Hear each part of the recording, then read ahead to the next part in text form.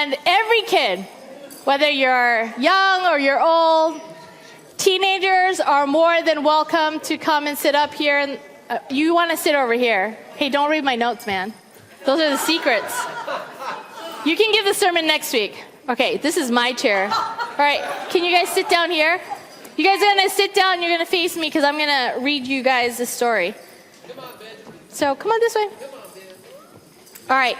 Are you sure you guys want to face them? They don't have anything interesting. Come look at me. Look at me. All right. Hi. Hi.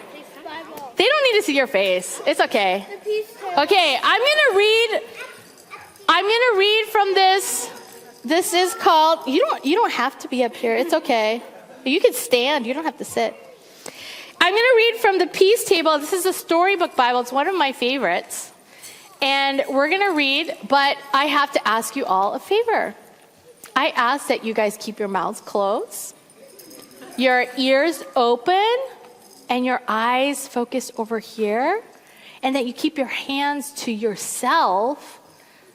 Because sometimes people, when they're being read something, they don't like to be touched. They just want to hear and listen, right? And sometimes it helps us to listen when we keep our hands to ourselves. Are you guys ready? Are you guys ready? All right. You guys are good sports. I'm going to read 2 different stories to you guys, okay? My plan was that I wanted to, I used to have this giant Bible that I had that was like this big, but I left it in Boston because it was too heavy to move. So here's the picture. Can you guys all see the picture? Yeah. All right. Keep this picture in your head while I'm reading. Keep this picture in your head while I'm reading it. Okay. It's titled, He is Risen, and it comes from Mark chapter 16, 1 through 8, and Luke chapter 24, 1 to 12. It says this: It was the first day of the week, and the sun rose, brushing away the darkness of night. Mary Magdalene, that's an important name, because we're going to talk about her later. Joanna and James's mother, Mary, were on their way to Jesus' tomb. They carried the spices they had prepared for Jesus' body as they came near the tomb. You have to be mindful of the other kids. Aww. As they came near the tomb, Mary said in surprise, Look, the stone has been rolled away. Who do you think rolled the stone away? Jesus. How can this be? Wondered Joanna. They looked inside the tomb, and guess what? It was empty. It was empty. Where was Jesus' body? Suddenly, 2 men in dazzling clothes stood before them, and the women were terrified. And they bowed down with their faces on the ground. But the men said, Why are you looking for the living here with the dead?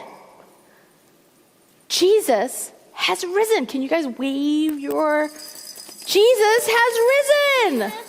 That's right.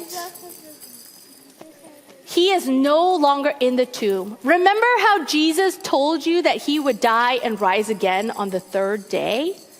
The women did remember and hurried away to tell the news to the other disciples. But one disciple said, This is nonsense. Your story cannot be true. I saw Jesus die, said another. He could not be alive again.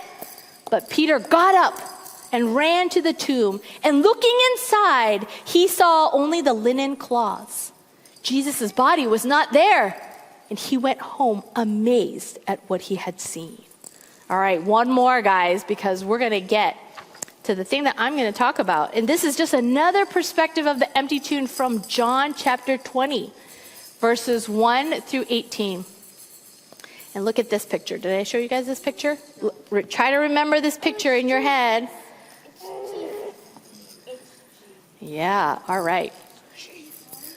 It was the first day of the week, and early in the morning, while it was still dark, here's this name again, Mary Magdalene, went to Jesus' tomb.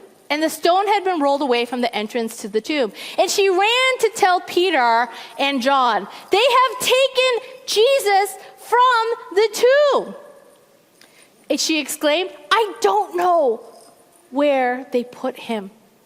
Peter and John raced each other to the tomb, and John got there first and bent to look inside. And all he saw were linen cloths that had been used to wrap Jesus' body. And then Peter came right behind him and went inside, and Mary was right. Jesus' body was gone. The two men went home, but Mary stood outside the tomb weeping. Why do you think Mary was weeping? She was crying. Zoe, why do you think Mary was crying? Because two boys took Jesus. Well, maybe she thought Peter and John took Jesus or somebody else. Yeah. I think Mary was weeping and crying because she loved Jesus. Daniel, do you have a thought? I think Jesus went away. I think she cried because Jesus melted. Maybe Jesus fell. I don't know. Yeah, there was only the linen cloths left. Who knows, right? Yeah, I think she was sad because she was probably missing Jesus a lot. Have you ever missed anything so much that you cried? Yeah. Yeah. My grandparents. Your grandparents' dog. Yeah, I lost my dog a couple years ago, and I cried. I still cry about Cookie. All right. Well, so Mary looked inside again and saw two angels in white and sitting where Jesus' body had been. And they asked, "Why are you crying? Why are you crying?"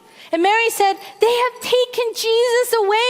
I do not know where he is." She turned and saw a man standing there. And he said to her, "Woman, why are you crying? Who are you looking for?" Any guesses who that man might be? Oh, maybe. Let's wait.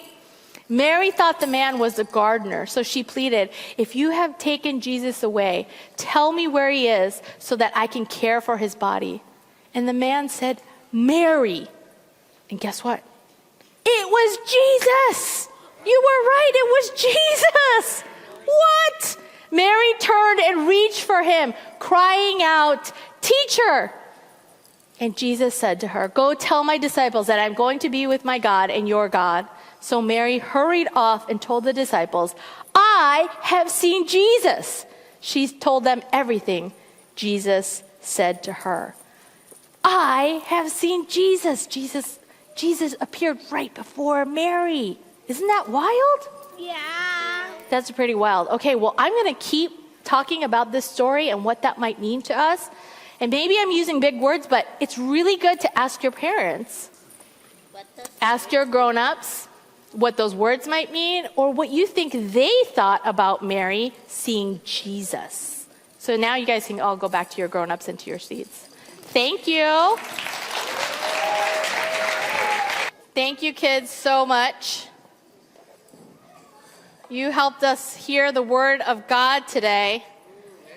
And it was so special. And I love that, when we think about and we wonder, what happened to Jesus? Yeah, maybe he did melt. I love that. That's the creativity of kids, And you don't get that with adults because no adult would tell you that. Right? If I'm like, where do you guys think Jesus went? You're just like, oh, well, Jesus resurrected. You're like, ah. I like that. Jesus melted. Well, let's talk about Mary Magdalene. So history and scripture agree on this, that she was all in for Jesus. She stood at the cross, she watched him die, and she went to the tomb, and most stunning of all, she was the first to see him alive. Yet over time, her story actually got really twisted, and some painted her as someone she wasn't. So today, I ask you, whatever you think or you know about Mary Magdalene, can you set that aside? And let's encounter her story fresh. When we look back at John 19, I don't know if we have the slides for this, but we see that Mary Magdalene was there at the foot of the cross. And in verse 25, we read, standing near the cross were Jesus' mother and his mother's sister Mary, the wife of Clopas, and Mary Magdalene. And when Jesus saw his mother standing there beside the disciple he loved, he said to her, "Dear woman, here is your son." And he said to this disciple, "Here is your mother." And from then on, this disciple took her into his home. Even while Jesus was hanging on the cross, near death, his consideration was for these women, especially his mother who was at the foot of the cross. Why does this matter? I want you to remember that in the time of Jesus, women had no power without a man's support. Jesus' mother most likely was widowed at this point, and Jesus, being the eldest, was probably the one to take care of her. But here we are, and Mary is about to lose her son, or well, at least the physical body of her son. And who would take care of her? In her grief, great compassion is lavished as Jesus takes care of her physical needs and provides for her. Mary, the mother of Jesus, has seen the Lord, probably in even more intimate ways than many others. And she has seen the Lord and knows that she can trust him. And she knows that she will not be alone. This truth that the mother of Jesus reveals is true for you as well. This is our risen Christ. He sees you in your grief and he meets you in your despair. And maybe you're here today carrying a weight, uncertainty, fear, loss. And hear this, Christ is with you. Have you seen him? Have you noticed his provision, his presence, even in the hardest places? Now let's turn to Luke 23, where we find Joseph, a member of the Jewish High Council who was a secret disciple of Christ. He goes to ask Pilate for Jesus' body, and along with Nicodemus, wraps Jesus' body in a long sheet of linen cloth and lays Jesus in a brand new tomb carved out of rock. And it says in verse 55, as his body was taken away, the women from Galilee followed and saw the tomb where his body was placed. Then they, the women, went home and prepared spices and ointments to anoint his body. But by the time they were finished, the Sabbath had begun, so they rested as required by the law. These women, they didn't run away. They didn't hide. They didn't deny Jesus. They were ever present, watching, waiting, and preparing. How long would that Sabbath night and day have been for these women who were anxious to honor the Jewish burial rituals for their beloved Jesus? Did they pace back and forth in their home? Did they remind each other to rest and remember the promises that they had heard growing up from the mouth of Jesus himself? Did they recall the death and resurrection of Martha and Mary's brother Lazarus? Did they wait with a nervous anticipation mixed with deep grief, unsure of what was going to be next? Maybe you have felt that. Maybe you have experienced a time like that in your life. Maybe you're feeling that right now. You are here to celebrate the risen Christ, but you aren't so sure how things are going to go because the news that confronts us every day is quite alarming. What is going to happen next? How long, O Lord, will we wait for your justice, for your healing, for you to set the oppressed free, for compassion and mercy to flow? Is it really true that Jesus will return again and make things right? And today I come to you with all these things that these women might have carried into the resurrection. And maybe you are too. And I ask myself, have you seen the Lord? And I ask you the same question as well. I am reminded that I have seen the Lord when I witnessed a reconciliation between family members who I thought would never reconcile.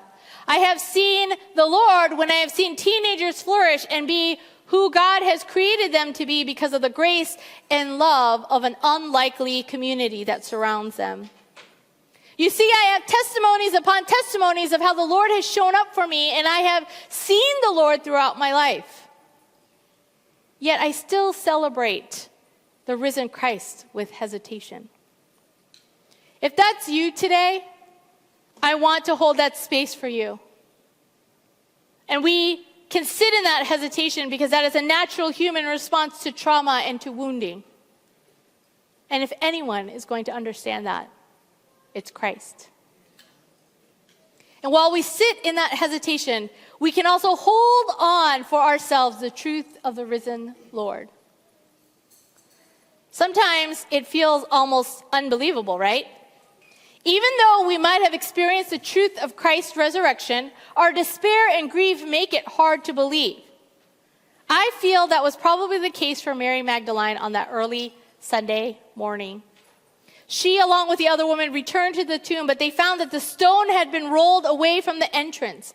And some of the women stayed and encountered the angels as told in Luke 24. But we are going to our passage today in John 20. Initially, it was so unbelievable to Mary Magdalene that she ran away and found Simon Peter and the other disciple, the one whom Jesus loved. And she said, "They have taken the Lord's body out of the tomb, and we don't know where they have put him." And I am sure that the other women also went and told the disciples of what they encountered, but in Luke's version, it says that they didn't believe them. It sounded like nonsense. To people who had walked for 3 years with Jesus so closely and so intimately, and Jesus said so many times to them, "Hey guys, I'm going to die, and then 3 days later, I'm going to come back to life."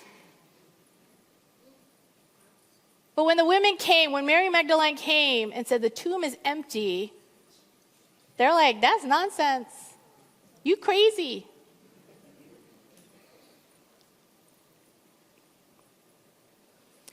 But Simon Peter and the disciple whom Jesus loved, John, they both ran to the tomb, and they realized, oh my goodness, Jesus has to be alive, just as he said. But then in this weird abrupt turn in verse 10, it says that they just went home. I don't know why they just went home. Maybe they were in disbelief that Jesus had resurrected, or maybe they were scared. Or maybe it was a combination of both due to the significance of what this might all mean if you have a resurrected Lord.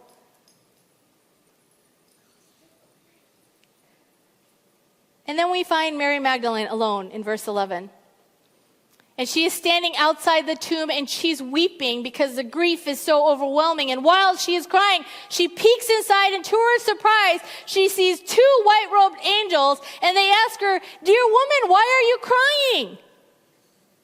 And so in her grief, she replies to them, "Because they have taken away my Lord, and I don't know where they have put him." And as she gets up to leave, someone else is standing there. But she doesn't recognize that it's Jesus.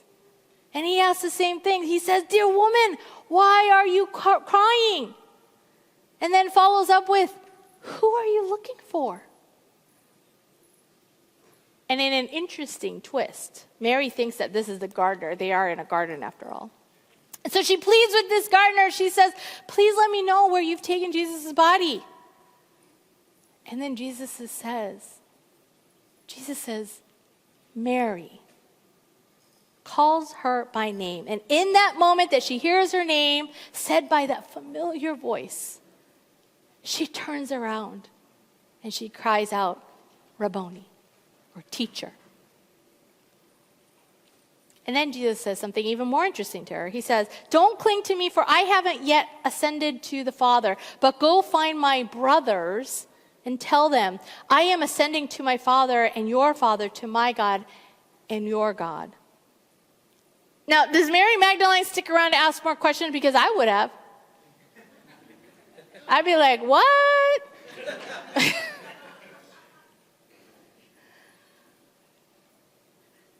No. Mary Magdalene She runs and finds the disciples, Jesus' brothers, and tells them, I have seen the Lord. And she tells them his message.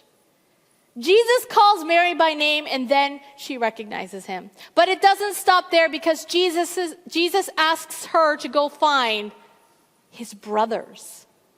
Do you see how personal Jesus is getting here? It is not just teacher and student. Jesus calls Mary by name. She is known. And Jesus calls his disciples brothers, more than friends, where we share the same heavenly parent.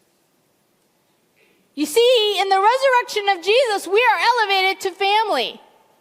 And when you have seen the Lord, you are family. Jesus calls you by your name and calls you his siblings.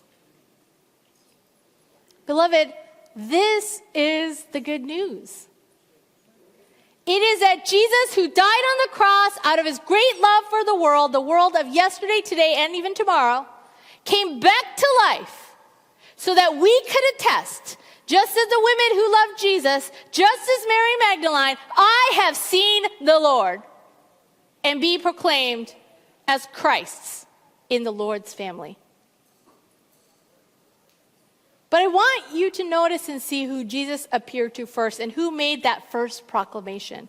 See, the first preacher of the resurrection wasn't Peter, James, or John, or a usual suspect that you would think. It was a woman. It was a woman. It was someone that society overlooked. And that tells us something.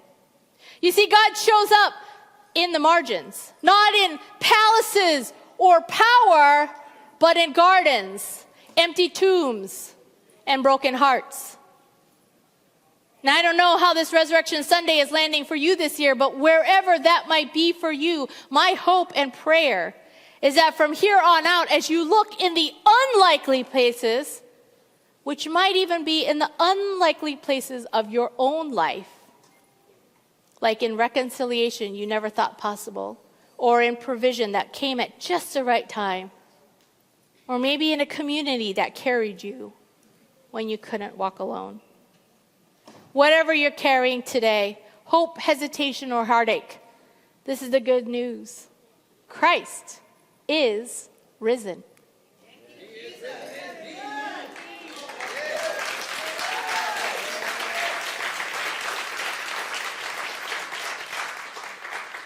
And because Christ lives, you can face whatever comes with you with this confidence that you are seen, you are known, and you are family. So go like Mary and proclaim it. I have seen the Lord.